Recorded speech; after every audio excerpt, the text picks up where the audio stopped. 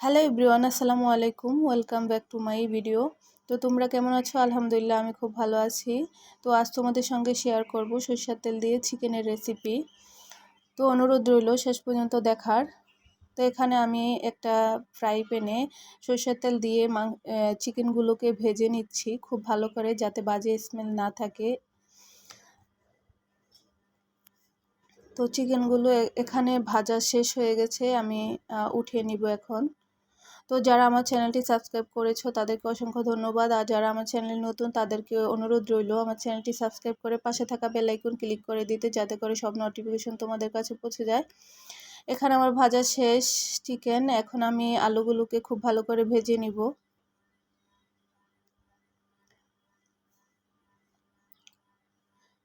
তো যাদের কাছে আমার ভিডিও ভালো লাগে আমি আবার অনুরোধ করব আমার ভিডিও লাইক কমেন্ট শেয়ার করে দাও, আর যাদের কাছে ভালো লাগে না তারা স্কিপ করতে পারো।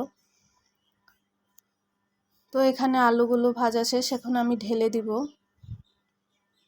তো এদিকে আমি একটা কড়াইতে অল্প পরিমাণে সরষের তেল দিয়ে পেঁয়াজ কুচি দিয়েছি। তো এগুলোকে একটু ভালো করে ভেজে নিব। সরষের তেল দিলে নাকি একটু অল্প পরিমাণে দিতে হয়, তাই। তো এখানে আমি 2 চা চামচ আদা রসুনের পেস্ট দিয়ে দিব। আদা রসুনের পেস্ট দিয়ে একটু ভালো করে ভেজে একটু পানি দিয়ে দিলাম। এখানে 1 চা চামচ হলুদের গুঁড়া, 1 চা চামচ ধনিয়ার গুঁড়া, 1.5 চা চামচ মরিচের গুঁড়া দিয়ে দিলাম। এখন একটু ভালো করে কষিয়ে নিব।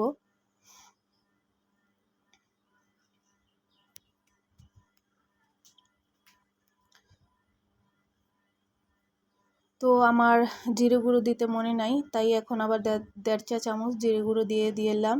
তো এখন আবার একটু কষিয়ে নিব। আমার কষানো অলরেডি শেষ, আমি এখন চিকেন অ্যান্ড আলুগুলোকে ঢেলে দিব। তো আলু আর চিকেনটাকে একটু ভালো করে আবার কষিয়ে নিব। এদিকে আমি গরম পানি করে রেখেছি, তো আমি কষানোর পরে গরম পানিটা দিয়ে দিব।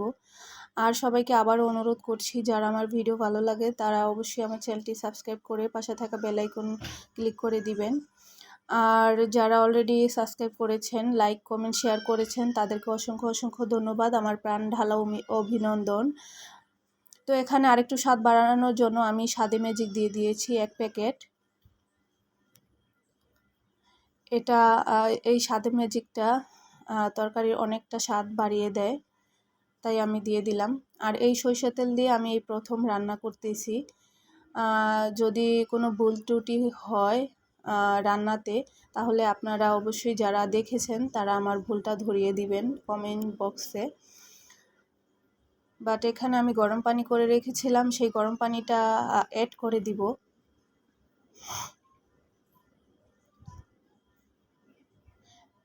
গরম পানিটা অ্যাড করে আমার তরকারি প্রায় শেষ হয়ে গেছে, রান্না শেষ, সরি, আমার তরকারি রান্না প্রায় শেষ প্রান্তে।